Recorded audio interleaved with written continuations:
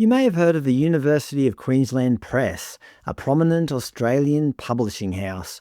It evolved from a traditional academic publisher into what some might call a vanguard of the progressive left, publishing titles with a heavy emphasis on diversity, social justice, and an extensive catalogue of First Nations writing.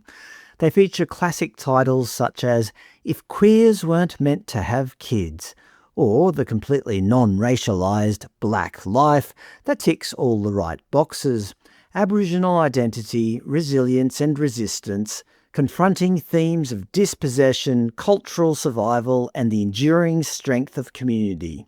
It's a real hit. But as we found with this hyper-curated culture, you're only in the good books, mind the pun, if everyone plays along. The moment the institutional machine panics, the virtue signalling completely unravels. Case in point, and thank you to the viewers who sent this one in, a tiny Indigenous children's book titled Bila, A River Cycle. The issue is not with Indigenous author Jazz Money, shown on the left here, but with illustrator Matt Chun, shown on the right. He publishes a regular newsletter on Substack where he jumps on all the far left talking points. For example, in this one posted on Australia Day, he not only crosses out the word Australia, but describes the National Day as a grotesque annual celebration of its ongoing, illegitimate, annihilatory colonial project. You've got to wonder why he continues to live in a country he hates so much. But the one that got him into real trouble is this one, titled We Don't Mourn Fascists. Here he talks about the late 2025 Bondi Beach terror attack, which he refers to as the Chabad shooting, and argues that the victims are not entitled to empathy or mourning due to their links with Zionism. He wrote, "These statements from the left impulsively mourned the loss of innocent lives. Whiteness, Jewishness, and the backdrop of Bondi Beach were enough to bestow every person killed with default innocence and virtue. As a result, few people would have known that the targeted event was the broad daylight celebration of a violent supremacist organisation deeply complicit in the ongoing genocide of Palestinians." Essentially, he's saying that the attendees had it coming. They deserved their fate. Of course, he focuses heavily on race, stating, "Racism, however, is not simply an ambient prejudice. It is a systemic power dynamic of oppression, which on these stolen lands, first and foremost, targets First Nations people. Settlers of colour, particularly refugees, are also subjected to systemic violence. Muslims are heavily policed, surveilled, and institutionally discriminated against. The majority of Jewish people, however, have been deputised into whiteness and do not experience structural or state-based racism in Australia." Again, with Australia crossed out. He really does hate this country, and if you think I'm exaggerating, this is his final thought. "These lands have been pillaged, poisoned, desecrated, and set ablaze by colonisers. Genocidal occupation entities cannot be reformed. They must be destroyed. Every inch of stolen land must be liberated. There was a time before Israel, America, Australia, and there will be a time after."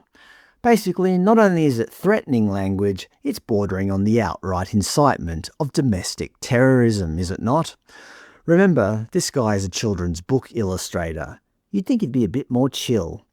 Either way, the University of Queensland, despite their relentless corporate posture of celebrating diversity and inclusion, decided they couldn't continue to entertain his rhetoric. So they went full nuclear and destroyed the Indigenous lady's book. I'm not joking.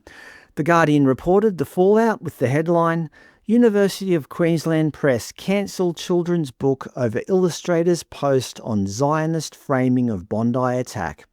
The article noted, University of Queensland said on Wednesday its publishing house would not proceed with the publication of Bila, A River Cycle, written by Jazz Money and illustrated by Matt Chun, and was considering recycling options for already printed copies.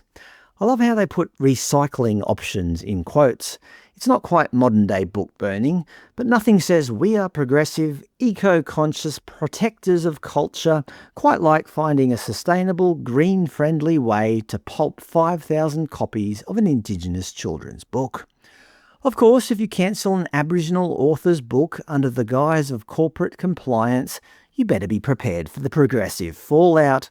The ABC declared, authors ditch University of Queensland Press after Indigenous kids' book pulled for anti-Semitism of illustrator. Aboriginal poet and Stella Prize winner Evelyn Araluen immediately cut ties with the publisher, directly torching UQP management in her statement. You have made a decision today to destroy culture, to destroy story, and to destroy any pretense of integrity UQP might have once held in the community. It's clear you don't deserve our words. She wasn't alone. Author Randa Abdel Fattah, who just months earlier was at the centre of the total collapse and cancellation of the 2026 Adelaide Writers' Week after being disinvited over similar cultural sensitivities, also walked out on UQP. Dozens of other prominent writers quickly joined the exodus, stating they stood unequivocally behind Jazz Money. In this hyper-woke world, you're only in the good books if you strictly follow the script. But the moment these extreme views force the censorship of an Indigenous children's book, the progressive machine completely consumes itself.